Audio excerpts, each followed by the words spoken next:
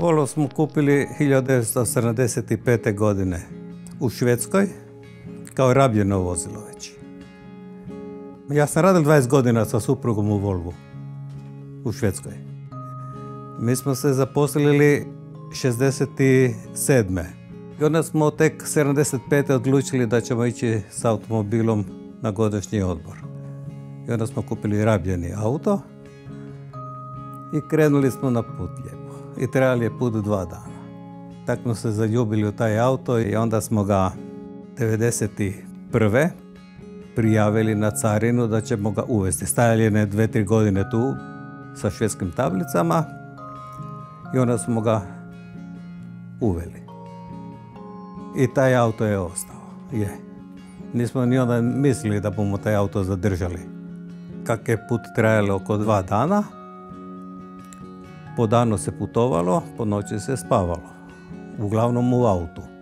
Onda je bilo to dozvoljeno na parkiralištima da se može prospavati. Sa tim autom smo putovali preko 20 puta za Hrvatsku, familijarno, i uvijek je bio natrpan do, kako mi velimo, do daske. A spavali smo po jedno 3-4 sata pa kreni dalje. Supruga veli, ja sam opet umorna. Opet smo stali, opet malo odmorili, ne? Jer to nije išlo, recimo, auto nije bil ni jako brzi, tako da nije bilo ono naprezanja psihičkog kad si ga vozio. Bilo ga zbiljno zadovoljstvo voziti. Mi smo preko, velim, 20 puta iz Švedske putovali za Hrvatsku. Bio je napunjen do vrha i nikad nas na putu nije ostavio. Jedino što se, recimo, mijenjalo na njemu auspuh. Drugo, na njemu nismo kroz to cijelo vrijeme ništa radili. Ja mislim da je on u 6. mjesecu izašao u 67. Sad je 50 godina. Prije 13 godina smo se odlučili da ćemo ga restaurirati. Ja sam 2 puta bio u Švedskoj po rezervne dijelove. 3 puta sam bio u Njemačkoj kad sam kupovao. I kad smo imali sve dijelove koje smo mislili, onda smo ga počeli restaurirati. I trajala je restauracija oko 3 godine i to smo napravili u dvorištu jednu posebnu zgradu gdje ćemo ga restaurirati. I imao sam jednog starog kolegu, limara, penzionera, koji je dolazio svaki dan, jedno 3 mjeseca, sim, kad je on auto vario. Ja sam popodne pripremao, rezao dijelove proć, pripasio dijelove i on je dolazio ujutro od 8 do 12, što smo to onda varili. I nakon toga, moj sin ima kolegu koji je auto lakirer. On je isto jedno 3 mjeseca povremeno dolazil kad je auto pripremio za lakiranje. Isto tu doma. Tako da auto nikad nije išao nekud u radionicu, nekom drugom, uvijek je bio tu kod nas, kod kuće. Ne?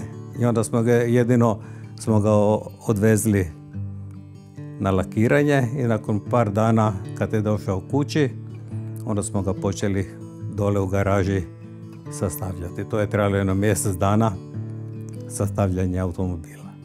Ne, to smo isto sve radili, rastepili smo auto do kraja samostalno, sin, ja i supruga, a sastavili smo opet ja, sin i supruga. Jedino mehaničar, on je napravili svoj dio na motoru, jer sam imao još za prvu generalnu dijelove.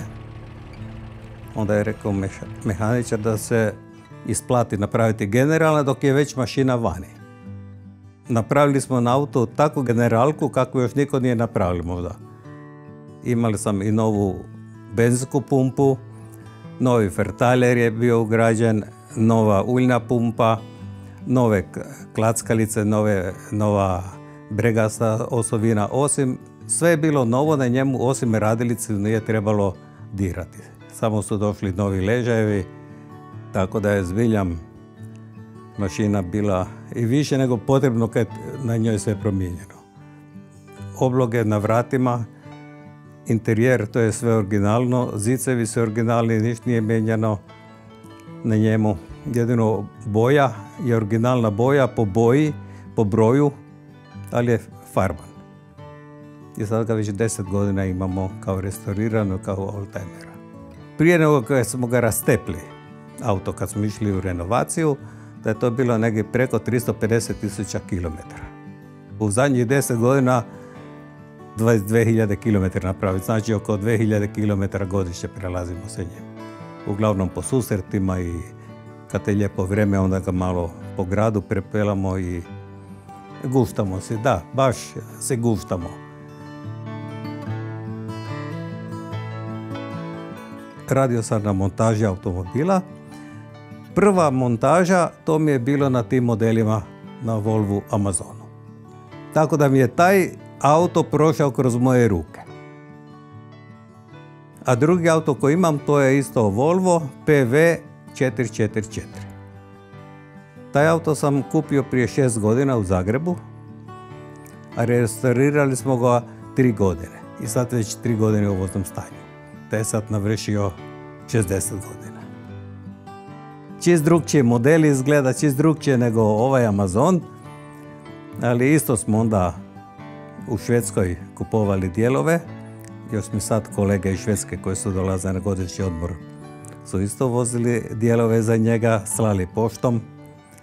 Sad sam si naručio recimo 5-6 filtera za ulje i za jedan i za drugi auto po 5-6, onda opet nove dihtunge za glavu, za auspuhe.